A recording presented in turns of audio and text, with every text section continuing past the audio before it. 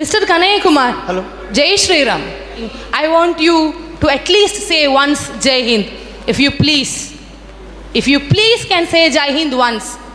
देखिए, एक तो आपने जय श्री राम कहा है, लेकिन हमारे यहाँ लोग सीताराम बोलते हैं। हाँ।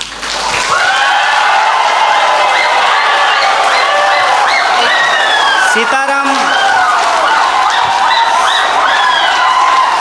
Excuse me.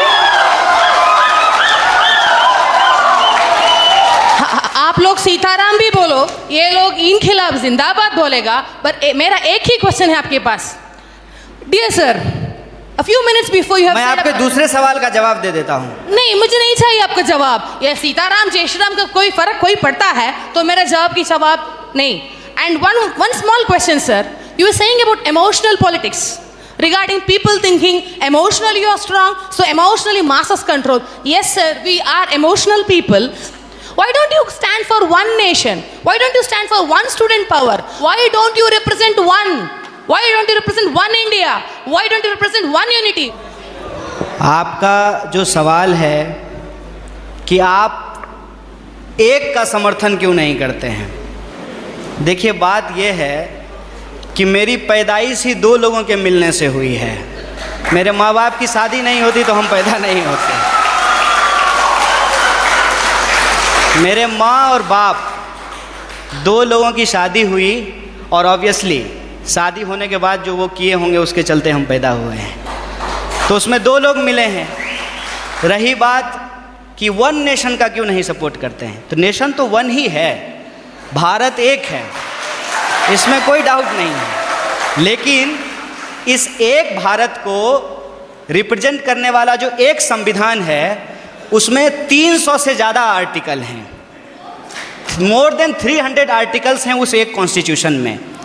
और जो आप कह रहे हैं कि वन नेशन, उस वन नेशन को रिप्रेजेंट करने के लिए जो एक पार्लियामेंट है उसमें भी दो सदन हैं, लोकसभा और राज्यसभा, और उसमें से जो चुन करके लोग जाते हैं उसमें भी कोई एक लोग नहीं जाते हैं, उसमें 545 मेंबर्स जाकर के पहुंचते हैं। तो हमारा जो वननेस है वो वननेस एक्चुअली डाइवर्सिटी को रिप्रेजेंट करता है, उसमें डाइवर्सिटी है। और आपने जो सवाल पूछा जय श्री राम, जय श्री राम आप बोलिए, ये आपकी आज़ादी है, आप जय श्री राम बोलिए, जय हनुमान बोलिए, आपको जो बोलना है बोलिए, क्योंकि इस बात को बोलने की इजाज़त हमको हमारा संविधान देता है। इसीलिए मैं आपसे ये आग्रह करूँगा कि आप कभी कभी उस संविधान की भी जय बोलिए जो आपको बोलने की आज़ादी देता है। और रही बात मेरी, तो मैं आपको बता दूं, मेरा तो जन्म ही मिथिला में हुआ है। मेरा जो घर है वो घर जिस डिस्ट्रिक्ट से मैं आता हूँ उसका नाम बेगूसराय है और वो मिथिला में होता है। अगर आप मेरे यहाँ आएंगे तो आपको बड़ी आश्चर्य लगेगी। हमारे गांव में हर साल ये जो अगहन का महीना होता है हिंदी का, उसमें अयोध्या से बारात आती है और लड़के आते हैं बाराती बन करके, और राम लक्ष्मण आते हैं बर बन करके। और हमारे गांव में राम जानकी मंदिर है जहां पे हर साल राम विवाह होता है। और मैं मज़ेदार बात आपको बताता हूं, मिथिला के जो लोग होते हैं वो राम जी को गाली देते हैं। पता है क्यों? क्योंकि मिथिला राम जी का ससुराल है और इस लिहाज से वो राम जी को मजाक करते हैं। हमारी संस्कृति में जब शादी ब्याह होता है तो जो बारात आती है तो बारातियों को सारातियों के द्वारा गालियां सुनाई जाती है, उनको गालियां दिया जाता है। जब आप हमारे यहाँ आएंगे तो आपको बड़ा आश्चर्य लगेगा कि राम जो भगवान हैं उनको स्वागत में लोग गालियां दे रहे हैं। ये हमारा ट्रेडिशन है। और हम जिस संस्कृति जिस कल्चर में पले बढ़े हैं वहाँ कभी भी किसी भी भगवान को अकेले नहीं याद किया जाता है। आपने कहा ना वननेस, उनको अकेले नहीं याद किया जाता है। हमेशा राम को सीता के साथ और राधा को कृष्ण के साथ याद किया जाता है। ये हमारी परंपरा रही है। ये बड़ी आश्चर्य की बात है कि आप यूथ हैं और जो है मैं तो पीएचडी कर लिया और मैं उम्मीद करता हूँ कि आप भी पीएचडी कर पाएँ। अगर आप पीएचडी करें तो मेरा आपसे ये आग्रह होगा कि आप इस देश में जितने रामायण लिखे गए हैं, कम से कम उन रामायणों पे ही आप पीएचडी कर लीजिए।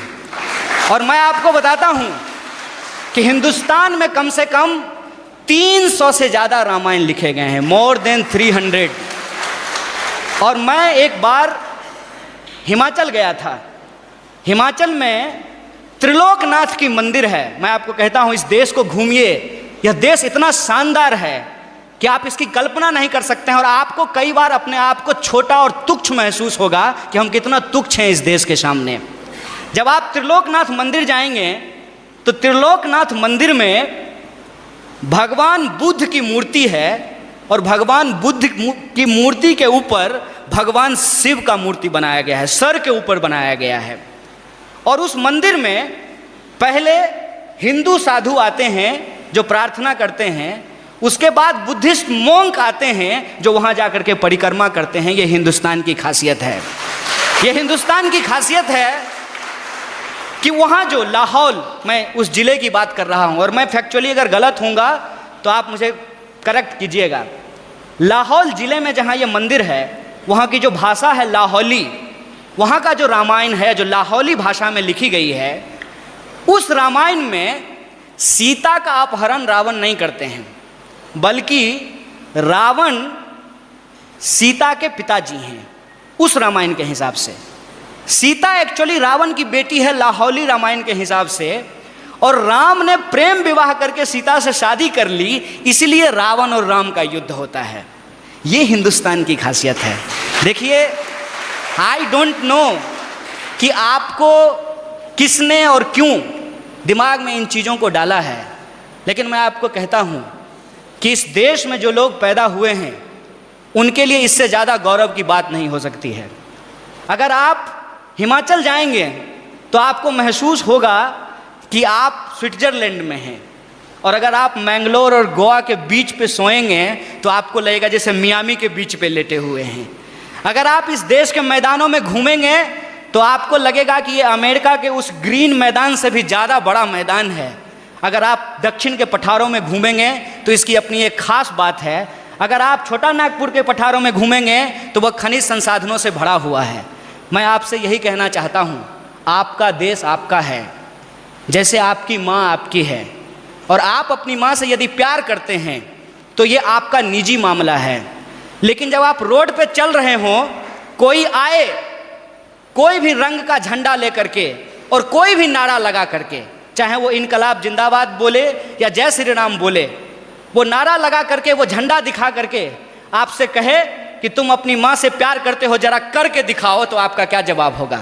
यह देश हमारा है, इस देश से हम प्यार करते हैं, और हमारे लिए, इस बात को याद कीजिएगा,